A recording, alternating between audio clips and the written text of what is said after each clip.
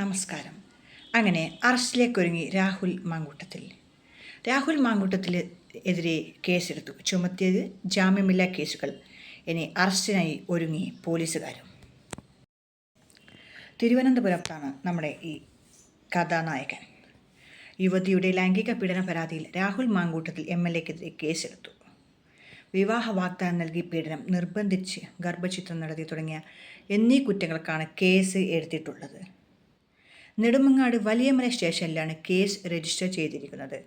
ജാമ്യമില്ലാ വകുപ്പുകൾ ചുമത്തിയാണ് FIR രജിസ്റ്റർ ചെയ്തിരിക്കുന്നത്. യുവതി കഴിഞ്ഞ ദിവസം മുഖ്യമന്ത്രി പിണറായി വിജയന് നേരിട്ട് നൽകിയ പരാതിയിലാണ് ഈ നടപടി. ഈ പരാതിയുടെ അടിസ്ഥാനത്തിൽ റൂറൽ SP KS സുദർശൻ്റെ നേതൃത്വത്തിൽ യുവതിയിൽ നിന്ന് മൊഴിയെടുത്തിരുന്നു. വ്യാഴാഴ്ച 4:30 മുഖ്യമന്ത്രിയുടെ ഓഫീസിൽ മറ്റൊരു സ്ത്രീക്കൊപ്പം എത്തിയാണ് യുവതി കാര്യങ്ങൾ വിശദീകരിച്ചത്. 3 പേജുള്ള പരാതി എഴുതി നൽകുകയായിരുന്നു.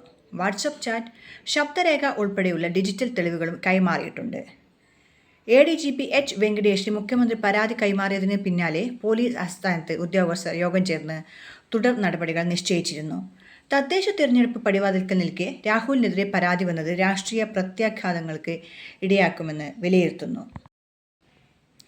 ഓഗസ്റ്റ് മാസത്തിൽ രാഹുലിനെതിരെ ലൈംഗിക ആരോപണം ഉയർന്നുവെങ്കിലും പരാതിക്കാരെ നേരിട്ട് എത്തിയിരുന്നില്ല. പക്ഷേ മൂന്നാം കക്ഷികൾ സംസ്ഥാന പോലീസ് മേധാവിക്ക് നൽകിയ പരാതികൾ പരിഗണിച്ച് ക്രൈംബ്രാഞ്ച് അന്വേഷണം ആരംഭിച്ചിരുന്നു. ശബ്ദരേഖയിലെ യുവതിയെ കണ്ടെത്തി പരാതി എഴുതി നൽകാൻ ആവശ്യപ്പെട്ടിരുന്നുവെങ്കിലും യുവതി അതിന് തയ്യാറായിരുന്നില്ല. എന്നാൽ ശബ്ദരേഖയുള്ളത് തൻ്റെ ശബ്ദം തന്നെയാണോ എന്ന് സ്ഥിരീകരിക്കാനോ തള്ളാനോ രാഹുൽ മാങ്കൂട്ടത്തിൽ ഒരു ഘട്ടത്തിലും തയ്യാറായിരുന്നില്ല. പരാതി ലഭിച്ചതോടെ പാലക്കാട്ടെ MLA ഓഫീസ് പൂട്ടി രാഹുൽ മാറി നിൽക്കുകയാണ്. ഫോണും സ്വിച്ച് ഓഫാണ്. FIR രജിസ്റ്റർ ചെയ്ത് പോലീസ് അറസ്റ്റ് നീക്കം ആരംഭിച്ചതോടെ മുൻകൂർ ജാമ്യത്തിനുള്ള നീക്കത്തിലാണെന്നാണ് രാഹുൽ മാങ്കൂട്ടം. ഇനി മുൻകൂർ ജാമ്യത്തിനായി നിയമസഹായം തേടി രാഹുൽ. കൊച്ചി.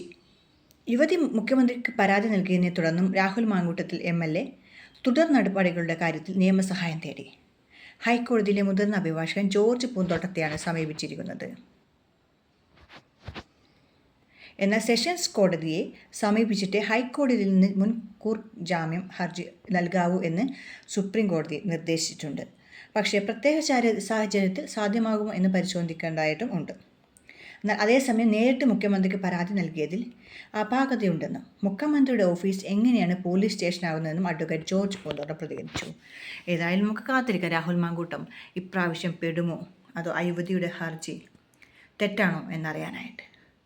പക്ഷേ എല്ലാ വാർത്തകളും മറ്റും സൂചിപ്പിക്കുന്നത് രാഹുൽ മാങ്കൂട്ടം തന്നെയാണ് കുറ്റക്കാരൻ അല്ലെങ്കിൽ പ്രതി എന്ന് തന്നെയാണ്. അപ്പോൾ ഏതായാലും അറസ്റ്റിന് വേണ്ടി നമുക്ക് നോക്കാം എന്തായിരിക്കും അവസ്ഥ എന്ന്. രാഹുൽ മാങ്കൂട്ടത്തിന് ജാമ്യം കിട്ടുമോ അതോ കേസിൽ പെടുമോ എന്നറിയാനായിട്ട്.